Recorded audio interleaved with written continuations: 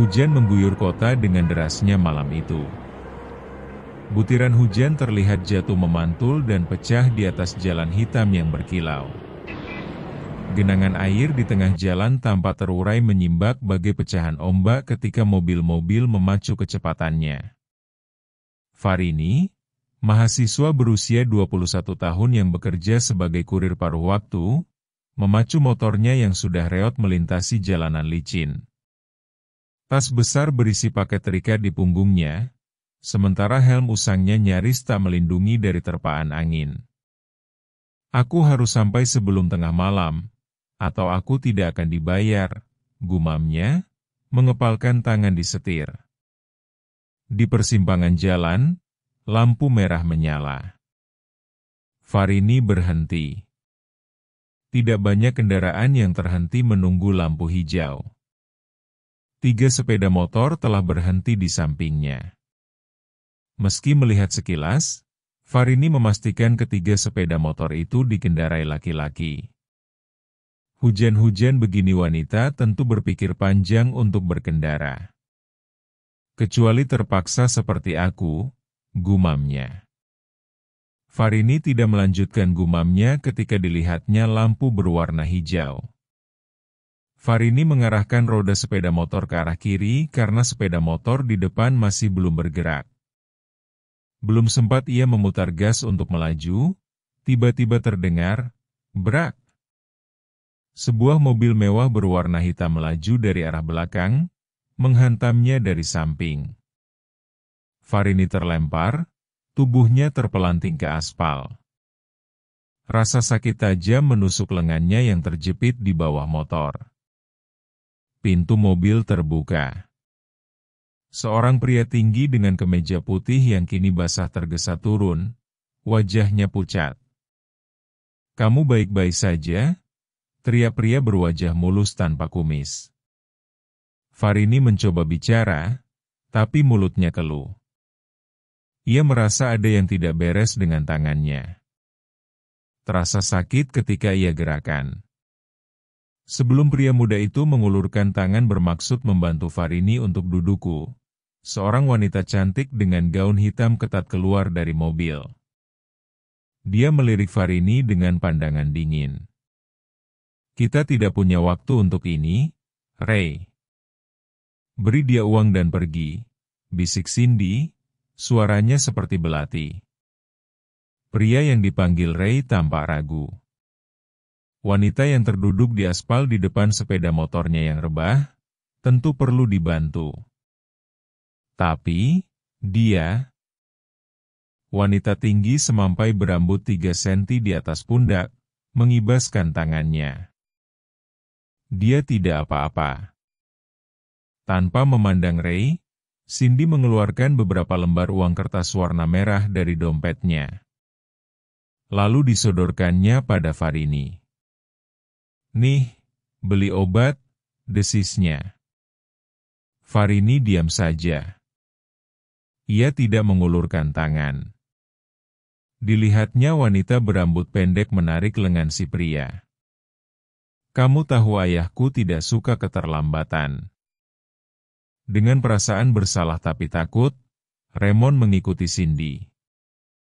Mereka meninggalkan Farini di tengah hujan, hanya ditemani rintihan kesakitan.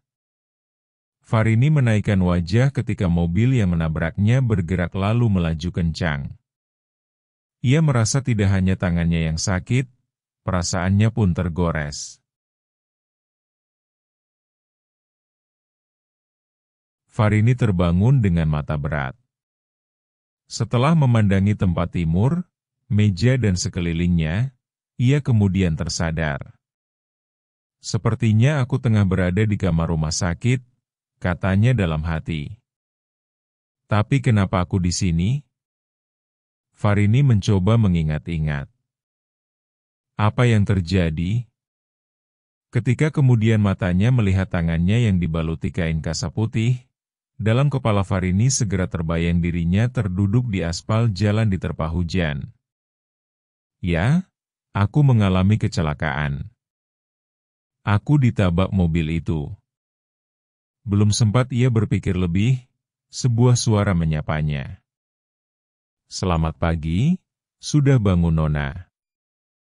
Farini mengalihkan pandangan. Seorang wanita muda berpakaian putih-putih tersenyum. Farini membalas dengan anggukan kepala.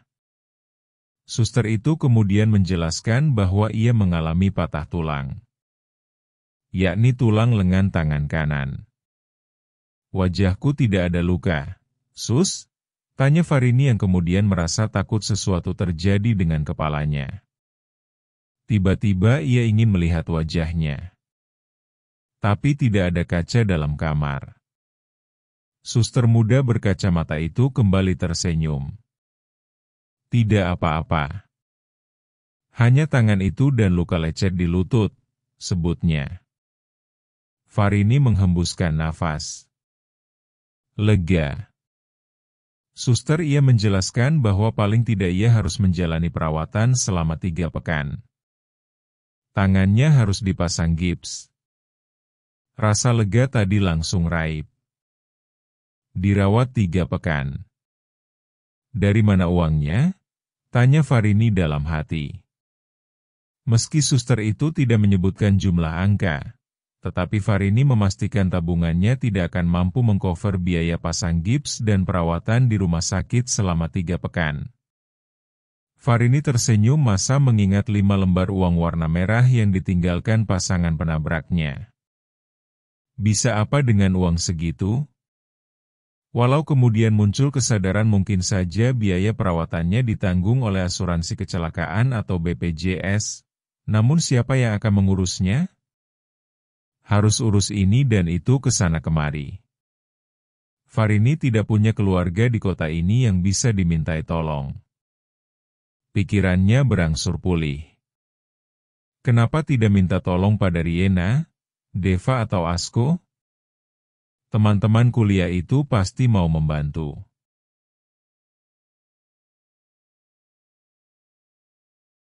Malam hari, ketika Farini bermaksud memberitahu teman-teman kuliahnya, seseorang muncul dari balik pintu. Kening Farini berkerut melihat pria yang sudah berdiri kaku di ujung tempat tidurnya. Ia seakan kenal dengan pria itu. Ia seperti sudah melihat wajahnya. Tapi siapa dia? "Maaf, aku Raymond, yang menabrak kamu kemarin malam." Ups. Darah Farini langsung naik ke kepala. "Kenapa peduli sekarang? Kalian sudah tinggalkan aku seperti sampah." Raymond menunduk. "Sekali lagi, maaf. Aku tak bermaksud lepas tanggung jawab," katanya. Raymond meletakkan buket buah-buahan yang dibawanya di atas meja dekat kepala Farini. Tanpa sadar rasa gondok Farini berangsur menipis melihat rasa bersalah yang terpancar dari wajah pria itu. Kata-katanya membuat Farini merasa sedikit lebih dihargai. Sangat jauh berbeda dengan perlakuan yang diterimanya dari teman wanita pria ini. "Semua biaya rumah sakit aku yang tanggung," kata Ray sebelum pamit. Pertemuan malam itu menjadi awal dari sesuatu yang lebih dalam. Raymond mulai sering mengunjungi Farini diam-diam malam hari.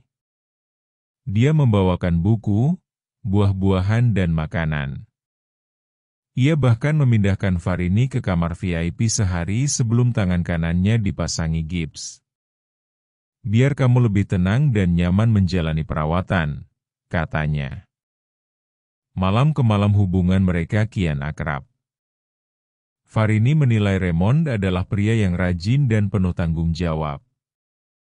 Paling tidak persis sama dengan gambaran buruknya sebagai pria egois yang mau enak sendiri, sebagaimana yang memenuhi kepalanya usai tabrakan.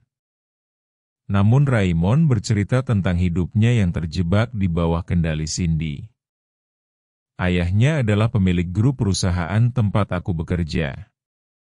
Jika aku melawan Cindy, karirku hancur," jelasnya tanpa diminta. Raymond ternyata adalah manajer di salah satu perusahaan kelapa sawit. Farini mulai mengerti, Tapi ia belum percaya sepenuh hati. Besok pagi Farini akan keluar dari rumah sakit. Sebetulnya petangnya ini sudah bisa. Raymond sudah menyelesaikan pembayaran di kasir rumah sakit. Meski Raymond menolak memberitahu, namun Farini tahu dari Suster Nita. 35 juta rupiah. Jumlah yang cukup besar bagi seorang Farini yang menghidupi diri sebagai kurir. Farini pun tidak menolak ketika Raymond minta ia pulang besok pagi saja. Malam ini Raymond berjanji akan membawakan makanan istimewa untuk Farini dan Suster guna merayakan kepulangannya. Ketika Farini, Riena, Deva dan Suster Nita beserta 3 orang temannya tengah asyik menyantap pizza yang dibawa Raymond, sesuatu yang di luar dugaan terjadi. Tiba-tiba saja Candy masuk kamar dengan wajah kaku penuh amarah. Jadi ini yang membuatmu sibuk belakangan? Hardiknya. Seisi kamar terbengong. Memandang tanpa suara seakan tidak percaya. Raymond mencoba meredam, tapi Cindy mengumbar kemarahannya. Kamu dipecat, Ray? Dan kau, gadis kecil. Dia menunjuk Farini. Aku akan pastikan kau tidak bisa bekerja dimanapun di kota ini. Cindy membanting pintu. Farini tak mampu mengendalikan rasa kagetnya. Kekagetan yang bukan alang-kepalang. Wanita berambut pendek itu datang tiba-tiba bagai hantu entah dari mana. Mengamuk dan marah-marah. Lalu mengancam dirinya. Bahkan akan menghancurkan masa depannya. Tak perlu dipikirkan. Dia memang begitu. Wanita temperamen, kata Raymond dengan maksud berupaya menenangkan suasana. Yang lain mencoba maklum, namun Farini tidak tenang. Hari kegembiraan dengan kepulangannya dari rumah sakit justru menjadi awal dari hari buruknya. Keesokan harinya, Farini menerima pesan dari perusahaan kurir. Tanpa keterangan atau penjelasan apa-apa dia dipecat. Raymond melarang ketika dia bermaksud mau mempertanyakan ke kantor. Tidak perlu. Mereka tidak akan memberikan penjelasan apa-apa. Raymond, yang kini tanpa pekerjaan, menenangkan Farini dengan mata berkaca-kaca. Aku tidak bisa melawannya, dia terlalu kuat. Farini menggigit bibir. Kalau begitu, aku yang akan melawannya. Farini ternyata bukan gadis lemah yang bisa diinjak-injak. Sebelum kuliah, dia pernah magang di bagian keuangan sebuah perusahaan. Dan dia tahu cara mengungkap korupsi. Dengan bantuan Raymond, mereka menyusup ke dokumen rahasia perusahaan Cindy. Tidak terlalu sulit. Sebab Raymond mengetahui akses masuk ke database perusahaan. Masih pakai akun dan password lama. Beberapa hari mengumpulkan data-data perusahaan keluarga Cindy, Farini mendapatkan informasi penting. Tidak hanya satu. Ternyata, keluarga Cindy telah melakukan penggelapan pajak, eksploitasi pekerja, bahkan pembunuhan seorang jurnalis yang ingin membongkar skandal mereka. Dalam acara gala perusahaan, Cindy berdiri dengan bangga di panggung, berbicara tentang etika bisnis keluarga. Tamu undangan mengangguk-angguk seakan paham betul apa yang disampaikan Cindy. Sesungguhnya mereka hanya merasa segan pada Baskoro, pengusaha sukses yang terkenal.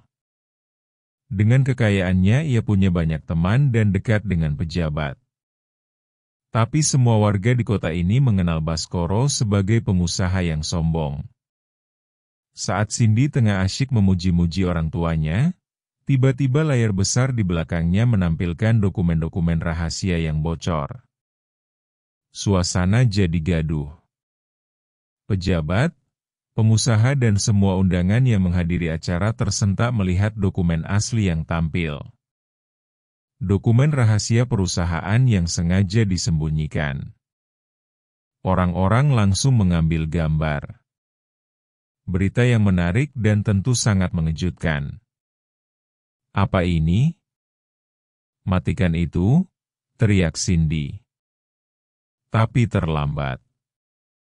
Farini telah mengirim data tersebut ke semua media. Hari-hari berikutnya media massa, media online dan televisi memberitakannya. Bahkan sampai viral di media online. Polisi datang. Baskoro, ayah Cindy ditahan. Cindy, yang kini kehilangan segalanya, hanya bisa menjerit. 1 bulan setelah kejatuhan Cindy, Raymond dan Farini merayakan kebebasan mereka di sebuah kafe kecil. "Kamu luar biasa," bisik Raymond, menggenggam tangan Farini. Tiba-tiba, dor! Terdengar suara tembakan.